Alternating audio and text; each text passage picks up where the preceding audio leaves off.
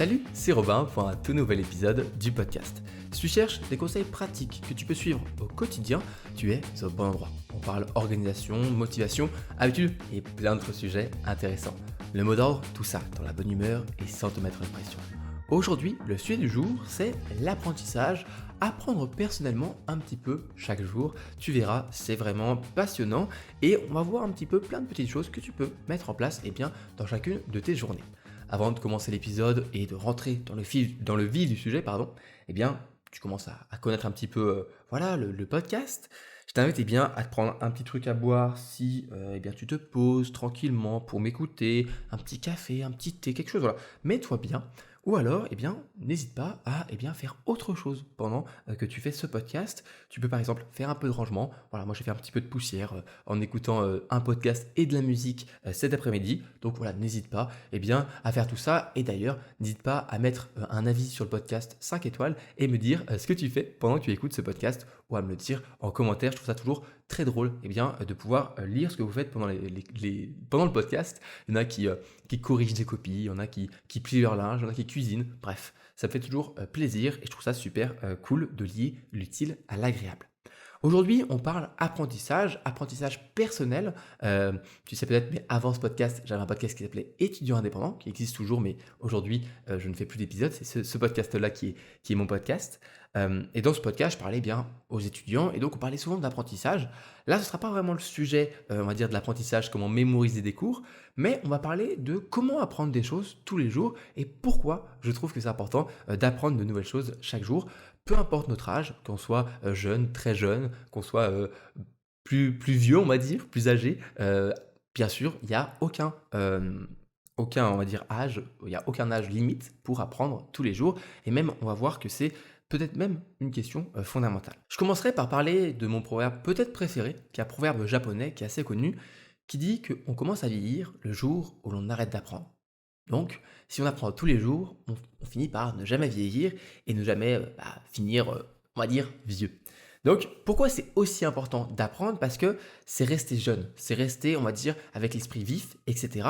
Et ça, peu importe notre âge. Et c'est super important d'apprendre tous les jours personnellement.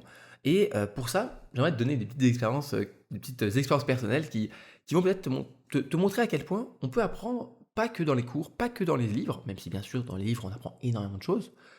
On peut apprendre tous les jours et en fait c'est un état d'esprit à avoir, c'est une habitude, mais c'est surtout un état d'esprit parce que c'est apprendre à se débrouiller. C'est voir en fait chaque petit problème de la vie comme une aventure, une opportunité d'apprendre quelque chose. Je vais te donner deux exemples qui moi m'ont fait beaucoup rire. Euh, il y a quelques mois, il y a ma porte de ma chambre qui s'est bloquée. En fait, de l'intérieur, elle s'est bloquée et on ne pouvait plus l'ouvrir parce que la poignée de l'autre côté, on va dire, s'était bloquée. Je ne sais plus si elle était tombée, mais en tout cas, elle était bloquée et voilà, ça ne marchait plus, la poignée ne fonctionnait plus. Et là, au lieu de me dire, oulala, c'est bon, falloir que je trouve des choses, il faut que j'appelle quelqu'un, ou que j'appelle mon père, ou mon papa, ou ma maman, je sais pas quoi, parce que je suis perdu et voilà, ma chambre, je peux plus rentrer dedans. J'ai pris ça un petit peu avec le sourire, avec un peu de rigolade, et je me suis dit, c'est le moment d'apprendre des choses, de découvrir de nouvelles choses. Et donc, je suis allé chercher, j'ai quelques outils toujours, heureusement, dans mon salon et dans mon appartement. Et donc, j'ai pris mes petits outils et j'ai commencé un petit peu à crocheter ma serrure, mais c'est pas vraiment crocheter. Je me suis plutôt, en fait, j'ai enlevé la poignée, j'ai mis le tournevis à l'intérieur, j'ai essayé de jouer avec les forces, etc. Et j'ai réussi, entre guillemets, j'ai réussi, pas entre guillemets, j'ai réussi à ouvrir ma porte grâce au mécanisme à l'intérieur sans la poignée. Voilà. Et au moment où j'ai ouvert, j'étais tellement content, c'était pas grand chose. Ok, j'ai juste ouvert ma porte de chambre. Mais j'ai appris à me débrouiller. J'ai appris à prendre ce que j'avais sous la main, les outils, j'avais un tournevis, j'avais une petite clé, etc. J'ai essayé de gérer comme ça et hop, j'ai réussi à ouvrir ma porte de ma chambre. Et c'est pas grand chose, tu vois, c'est juste une anecdote. Mais c'est un état d'esprit à avoir. Au lieu de me dire, oh putain, c'est bon, encore un truc de merde qui m'arrive aujourd'hui, je passe une sale journée, etc. L'état d'esprit de trouver, à travers cette petite chose du quotidien, un moyen d'apprendre.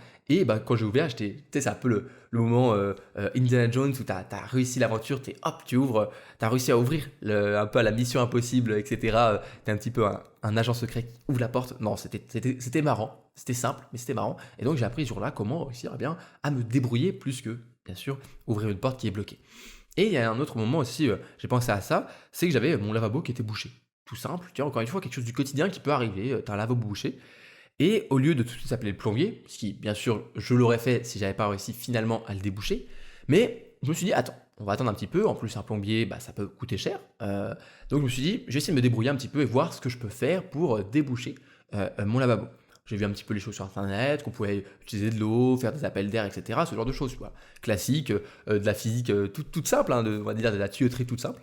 Mais voilà, je me suis amusé et tout. Je me suis dit: «OK, attends, au lieu de m'énerver et me dire: "Oh encore un problème qui m'arrive aujourd'hui", voilà, je me suis dit: «Attends, tu sais quoi? OK, j'avais prévu des choses à faire dans ma journée, mais c'est pas grave, je vais prendre 1 heure et je vais essayer de déboucher, mon lavabo, ma douche et cetera». Et finalement, voilà, à force de jouer un petit peu à faire la ventouse, mettre de l'eau et cetera, de l'eau chaude, tout ça, j'ai essayé plein de petites choses. Ça a fini par se dégager et j'ai pu déboucher comme ça, mon lavabo et c'est un peu encore une fois une fierté personnelle. Tu vas me dire, «C'est pas grand chose», tu vas me dire que ça sert à rien, mais j'ai appris comment, eh bien, déboucher des lavabos, comme ça, ou en tout cas essayer de le faire et si vraiment j'y arrive pas, j'aurais bien sûr appelé, un professionnel, mais c'est l'état d'esprit à avoir. L'état d'esprit de se dire: «OK, je peux apprendre de tout. Je peux apprendre tous les jours, que ce soit dans tous les moments du quotidien. C'est pas juste apprendre parce que c'est être étudiant, c'est apprendre des choses. Ça peut être apprendre juste à se débrouiller et c'est quelque chose qui est super important.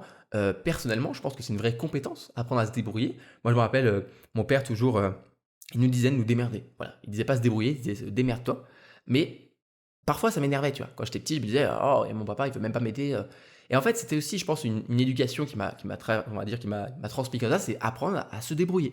Apprendre à aller trouver la solution, voilà, tout seul, aller se débrouiller un petit peu. Parce qu'il y a une sorte de fainéantise, je pense, qui est un petit peu menée, enfin, qui est un petit peu arrivée avec, les nouvelles technologies, le progrès et cetera, l'accès à l'information. On est un peu plus feignant. Mais aujourd'hui, avec Google, on peut tout faire. Par exemple, j'ai beaucoup d'amis qui parfois demandent, parce que je suis ingénieur dans l'informatique et dans les télécoms, ils me demandent dès qu'ils ont un petit problème sur l'ordinateur. Je trouve ça très mignon, c'est très gentil et c'est cool de leur part de penser à moi pour ça, mais je ne vais pas résoudre tous les problèmes informatiques du monde.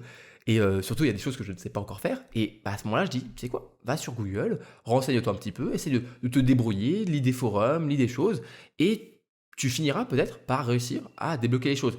Si tu n'y arrives vraiment pas, appelle-moi, je t'aiderai. Mais déjà, fais ça. Commence par faire ça. Ne sois pas feignant, ne demande pas tout de suite de l'aide, commence par te débrouiller. Et le pire, c'est que la plupart des personnes, souvent, du coup, réussissent par débloquer la situation, dans 80% des cas. Et surtout, eh bien, elles ont appris quelque chose. On dit souvent, il y a un proverbe qui est un petit peu un proverbe qui aujourd'hui a été déformé un petit peu par tout, tout et rien. C'est si tu veux nourrir quelqu'un, ne lui donne pas du poisson, apprends-le à pêcher. C'est un petit peu l'idée. C'est comment j'ai fait moi pour savoir comment gérer l'informatique, etc., les petits problèmes du quotidien dans mon PC? Eh bien, je me suis débrouillé, je suis allé sur Google, j'ai posé des questions, je me suis démerdé et j'ai fini par trouver la solution et maintenant je sais, dans un coin de mon cerveau, j'ai cette connaissance, cet apprentissage que j'ai eu qui peut m'aider, eh bien, à débloquer d'autres personnes. Mais ces autres personnes, il faut aussi qu'elles apprennent à se débrouiller un petit peu, surtout qu'aujourd'hui, on sait que l'informatique, par exemple, c'est un exemple, mais c'est quelque chose qui est super important dans nos vies. Donc, apprendre à avoir cet état d'esprit de se dire: «OK, j'ai des problèmes, mais je vais apprendre à les résoudre».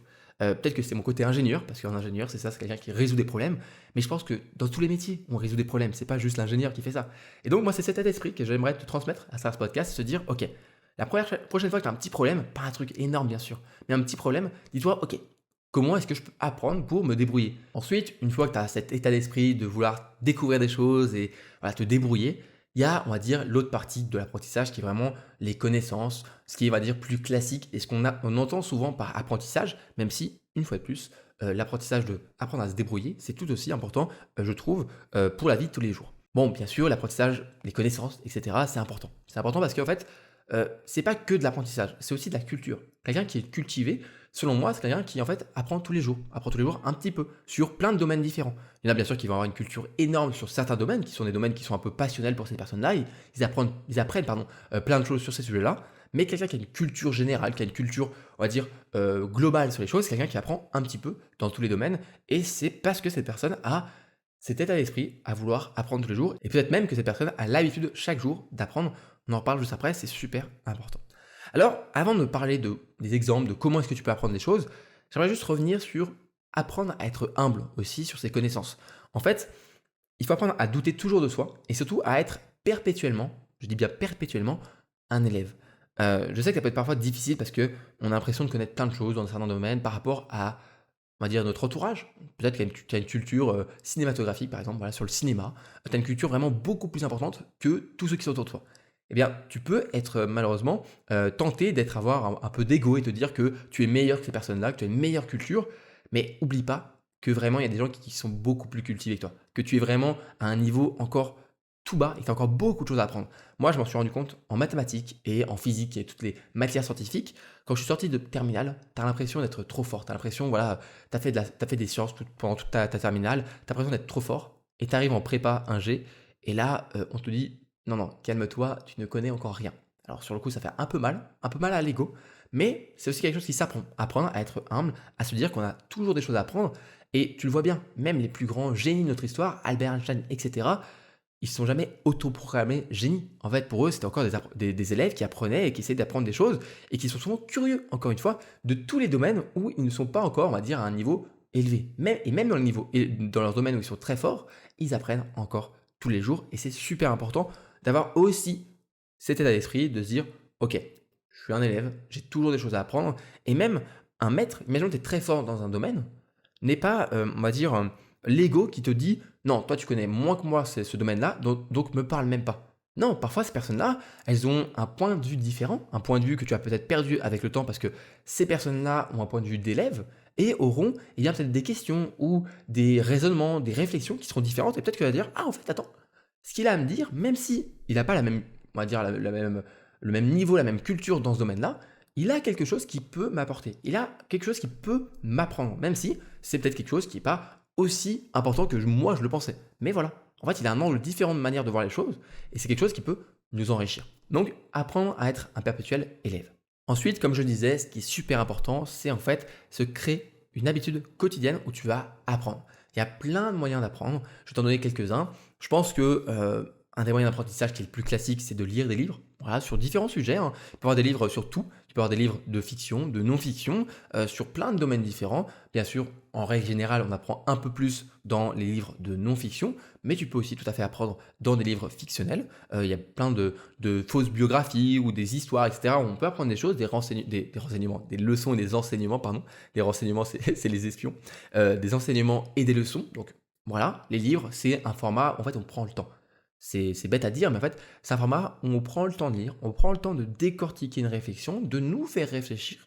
Et le fait de prendre ce temps-là, ça nous aide en fait à s'imprégner en fait de ces enseignements, de ce qu'on apprend. Et c'est pour ça qu'aujourd'hui, le format du livre, c'est un format, on trouve, plus noble, entre guillemets, euh, par rapport à d'autres formats, parce que c'est un format où on prend plus de temps. Mais on peut apprendre de d'autres manières différentes, il n'y a pas que le livre du tout, et je ne veux pas non plus du tout dénigrer les autres manières d'apprendre, parce qu'on peut apprendre de plein de manières différentes.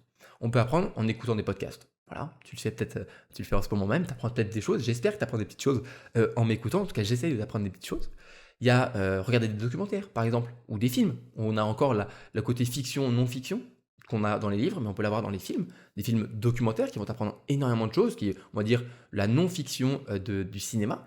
Et après, même dans les films, dans de très bons films, tu peux avoir des leçons, des enseignements qui sont super importants. Il y a plein de choses les bons films en tout cas, c'est des films qui te font réfléchir, qui te font te poser des questions, à te dire, ok, ça te fait réfléchir par rapport à ta vie, à ton quotidien. Donc on peut apprendre dans les films, etc. Et tu vas te dire, oui, mais attends, si je me regarde un film par jour et que c'est ça mon habitude pour apprendre, c'est un peu nul. Mais pas du tout. Pourquoi est-ce que ce serait nul d'apprendre à travers des films? Si tu regardes des bons films, tu vas apprendre plein de choses. Et tu vas apprendre pas que sur le cinéma, tu vas apprendre des leçons de vie, des choses par rapport à des sujets différents que tu pourras peut-être pas traiter dans des livres de non-fiction, ou des livres de fiction, ou des choses différentes. Il y a des émotions, etc. Il y a plein de choses différentes. Et c'est là que tu te rends compte que, par exemple, un film, c'est bien plus que juste des images et du son, etc.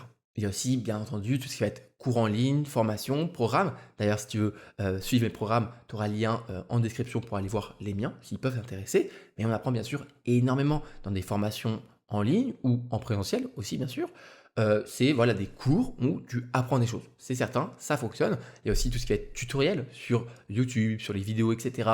Tu peux avoir plein de choses. Moi, j'ai appris, je dirais, la moitié de ce que je connais aujourd'hui en tant que programmeur dans les langages de programmation en regardant des vidéos sur YouTube, gratuites.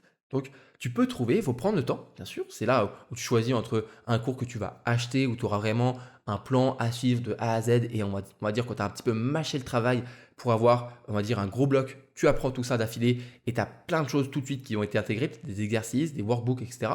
Comme moi je peux faire. En tout cas, moi j'essaie de faire ça pour ajouter un petit peu de valeur. Ou alors tu peux prendre le temps, même si parfois du coup c'est un peu plus aléatoire sur la qualité du contenu, en regardant des vidéos par exemple sur YouTube, etc. On apprend énormément de cette manière. Tu peux ensuite participer à des ateliers, des séminaires, etc. Il y a plein de manières d'apprendre, que ce soit payant ou gratuit. Il y en a partout. Dans toutes les villes, il y a des ateliers, par exemple des ateliers cuisine à plusieurs, où tu apprends à cuisiner. C'est simple, mais c'est une compétence. Apprendre à cuisiner, c'est quelque chose qui est super important dans la vie de tous les jours. Tu peux aussi t'inscrire à des newsletters spécialisés dans certains domaines, économie, développement personnel, business, etc. Il y en a qui sont de très bonne qualité. Alors, il faut encore une fois trouver les bonnes. J'espère que si tu t'es inscrit à la mienne, tu l'apprécies. C'est à chaque fois, chaque semaine, d'envoyer le plus de valeur possible. Mais voilà, moi, il y a des newsletters que je ne rate aucune newsletter parce qu'elles sont vraiment pleines de valeur et je les adore, tu vois. Que ce soit francophone, anglophone, il y a un peu de tout. Mais cherche, voilà, il y a certains newsletters qui sont vraiment absolument, je veux dire banger, mais le CA juste fabuleuses. Voilà, elles sont absolument fabuleuses et on apprend énormément à travers, encore une fois, de l'écrit. C'est comme les articles de blog. Aussi, les articles de blog, un bon article de blog, c'est quelque chose qui va t'apprendre énormément. Aujourd'hui, on a un peu moins l'habitude avec les réseaux sociaux, etc., d'aller lire sur Internet, mais si tu trouves des bons articles de blog, des personnes qui sont des vrais auteurs, qui écrivent et pas juste des choses un petit peu, on va dire, avec plein de contenus qui servent à rien, tu peux apprendre énormément de cette manière. Tu peux aussi participer à des groupes de discussion, des forums, etc. en ligne. Tu peux voilà, discuter avec d'autres personnes. Tu peux aller visiter des musées, c'est bête, ou des expositions, mais des musées et les expositions, c'est des moments où tu apprends énormément de choses sur plein de cultures différentes. Surtout qu'aujourd'hui, il y a plein de musées qui sont très peu chers, voire gratuits, ou en tout cas, ils ont des journées gratuites par an. Donc, n'hésite surtout pas. Si tu veux aller, voilà, on a la chance en France d'avoir des musées qui sont exceptionnels. Donc, n'hésite pas à y aller, à aller découvrir tout ça, à aller t'imprégner un petit peu de ces connaissances, à prendre le temps, pas juste faire une visite où tu regardes, tu prends le temps, tu regardes, tu lis un petit peu ce qui est écrit, tu prends un audio guide, etc. et tu apprends énormément de choses de cette manière.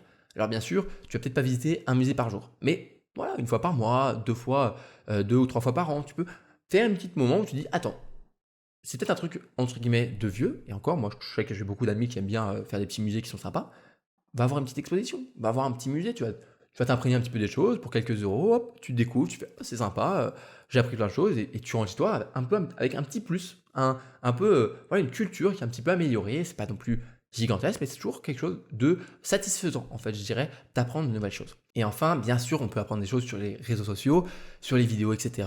Le problème, c'est encore une fois gérer, on va dire, les algorithmes, etc. entre divertissement et apprentissage, ce qui est parfois un petit peu difficile sur les réseaux, même si moi j'essaye à travers mon contenu d'avoir voilà, des petites vidéos qui vous passent dans votre feed où vous apprenez des choses. Voilà, c'est parfois pas si facile à travers tout le contenu, je peux le comprendre. Et pareil, je pense aux jeux vidéo aussi, qui sont, je pense, quelque chose qui est assez mal vu aujourd'hui dans la société, même si ça commence à être quand même, on va dire, mieux vu en général, mais c'est quand même assez mal vu.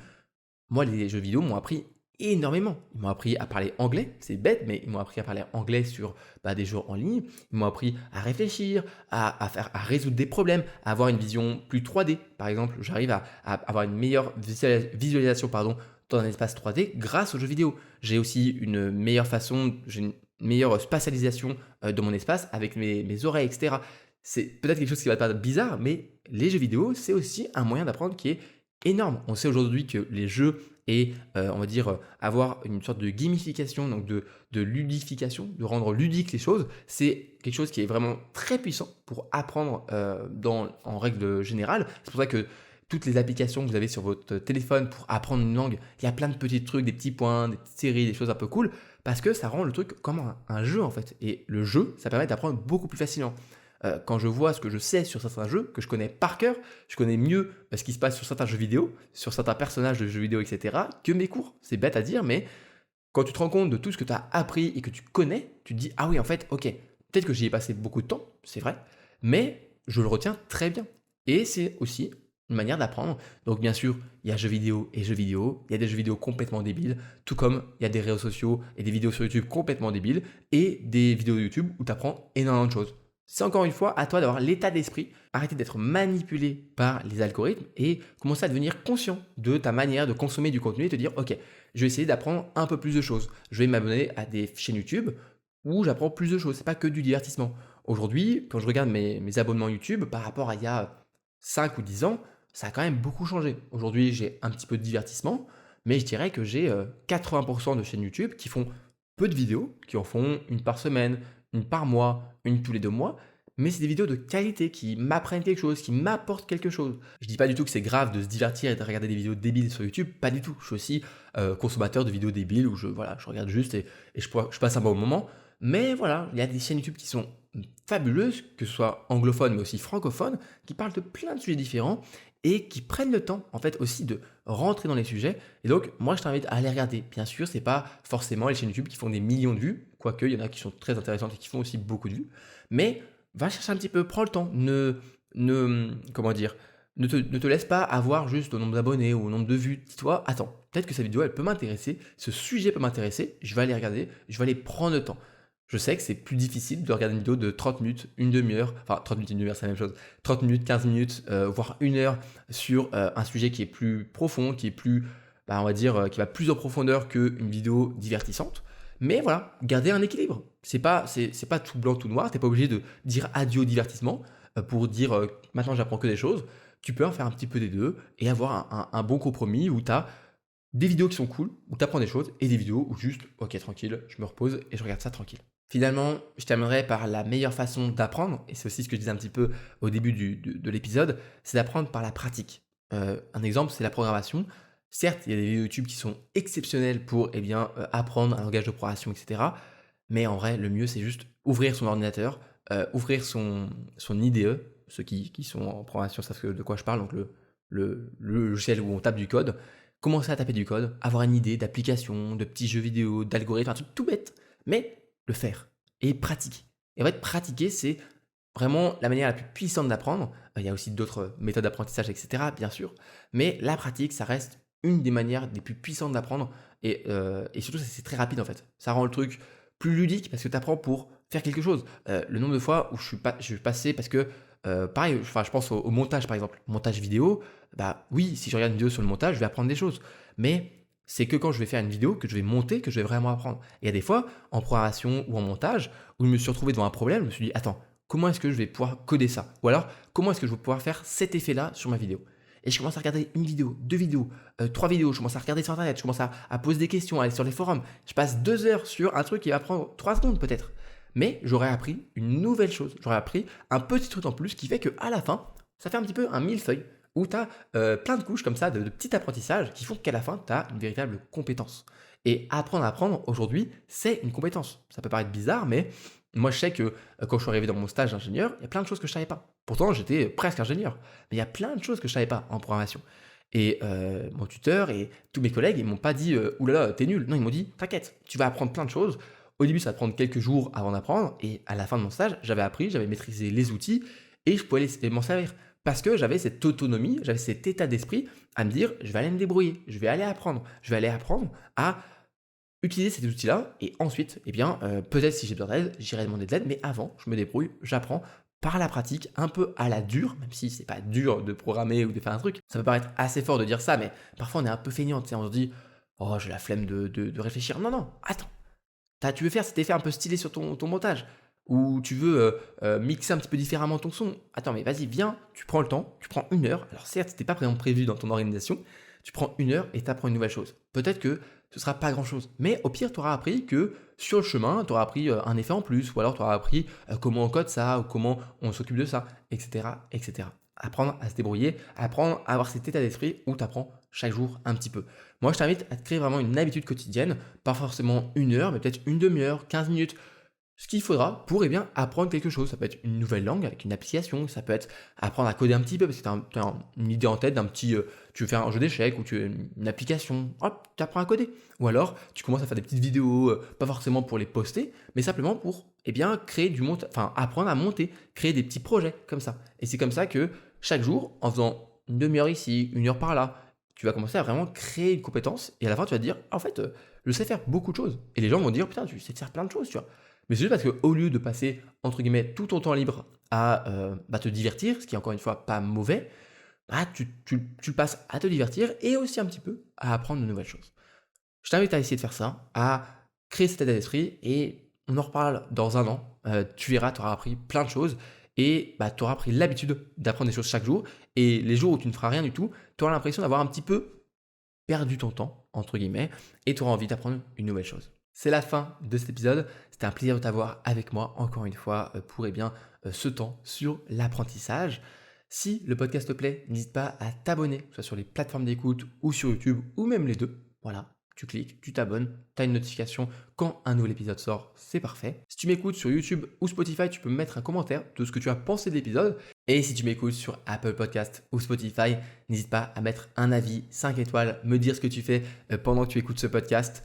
Ça m'aide beaucoup. Merci beaucoup à toutes les personnes qui le font. Vous êtes de plus en plus à le faire. Ça me fait plaisir. Bien sûr, tous ceux qui l'ont déjà fait, je suis désolé de le répéter. Mais bon, voilà. Merci beaucoup encore. Ça prend quelques secondes, mais ça aide énormément le podcast à remonter un petit peu dans les classements et dans les recommandations.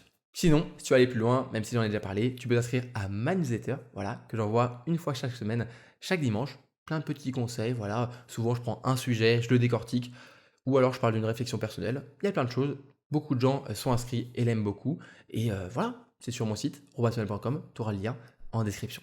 Le podcast est donc terminé. Je te dis à la semaine prochaine pour un nouvel épisode. D'ici là, eh bien, prends soin de toi, prends soin de tes proches, vraiment. Je ne dis pas ça juste pour être poli, fais-le, prends soin de toi, c'est important. Je te fais des bisous, c'était Robin. Salut.